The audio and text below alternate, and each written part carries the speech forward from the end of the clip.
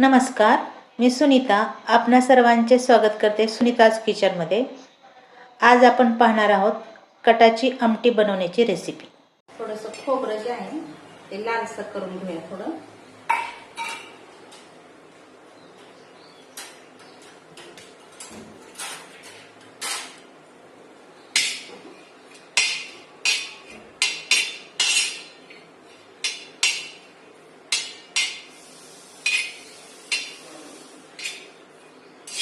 जास्त पण नाही भाजून घ्यायचं, थोडंसं लालसर करायचं. ह्याच्यात मी थोडं किसल्याला पण घातलंय.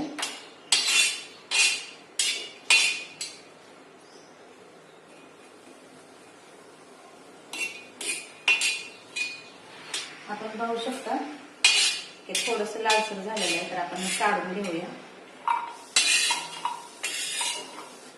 कांदा थोडासा लालसर करून घेऊया. मी 2 कांदे घेतले, छोटे छोटे होते, ते थोडेसे लालसर करून घेऊया.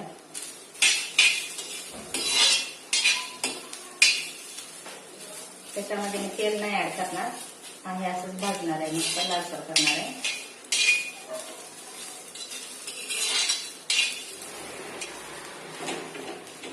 कांदा थोडा मोठा कापून घेतलाय, कारण मिक्सर मध्ये लगेच बारीक होतो.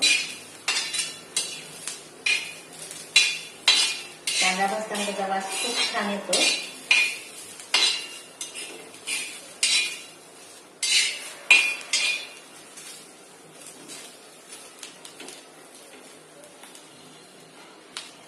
आता आपला कांदा भाजून झालेला आहे, तर आपण आता गॅस बंद करूया आणि हे सर्व मिक्सरच्या भांड्यात काढून घेऊया. त्यामध्ये कांदा घातलेला आहे, त्याच्यामध्येच आपण खोबरं जे भाजून घेतलेलं आहे ते घालणार आहोत. त्याचबरोबर लसणाच्या पाकळ्या, 10-12 लसणाच्या पाकळ्या आहेत, आणि आल्याचे बारीक तुकडे आहेत, आणि कोथिंबीर.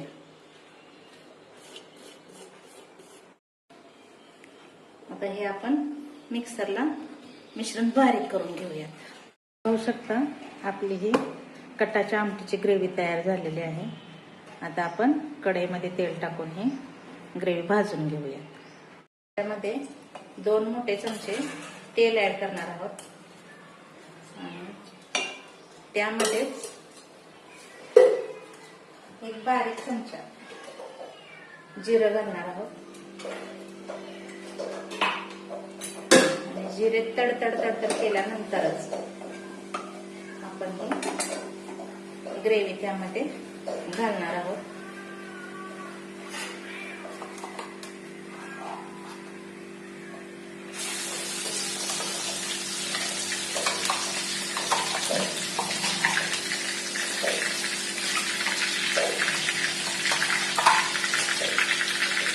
थोडीशी वरून टाकायला ठेवले तर चालते,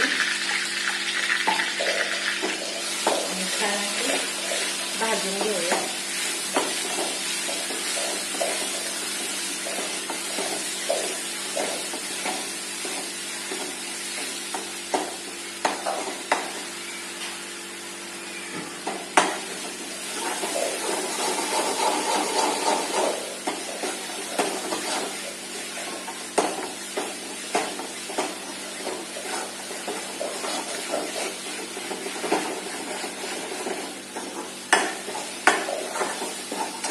यामध्येच आपण एक अर्धा चमचा, जास्त पण नाही, अर्धा चमचा कलरसाठी लाल तिखट टाकणार आहोत.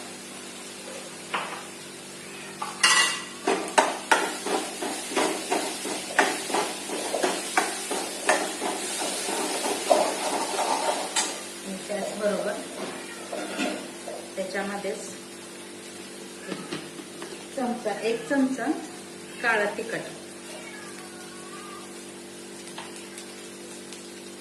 त्याच्यामध्ये कढीपत्ताही घातला तरी चालतं, पण माझ्याकडे अवेलेबल नाही कढीपत्ता, त्यामुळं घातल्यानंतर काळं तिखट, आणि त्यानंतर याच्यामध्ये चवीनुसार मीठ घालणार आहोत.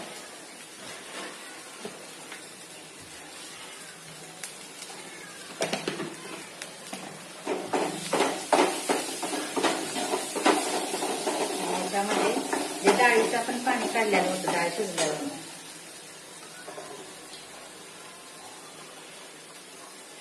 ते आपण ओतणार आहोत.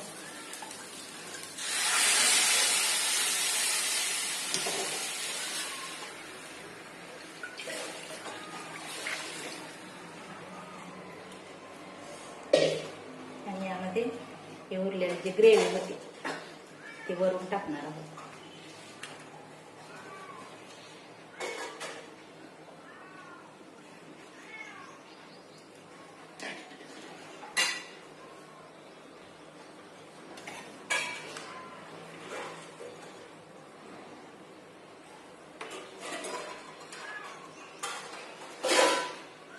आमटीचा वास खूप छान येतोय.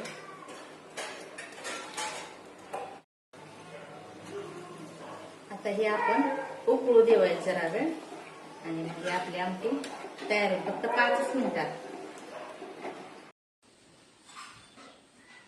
आता आपली कटाची आमटी तयार आहे. तुम्ही बघू शकता याच्यावर कट ही खूप सुंदर आलेला आहे. आणि आता आपण हा सर्व करूया. खूप छान दिसते. कलरही लाल आलेला आहे तुम्ही बघू शकता.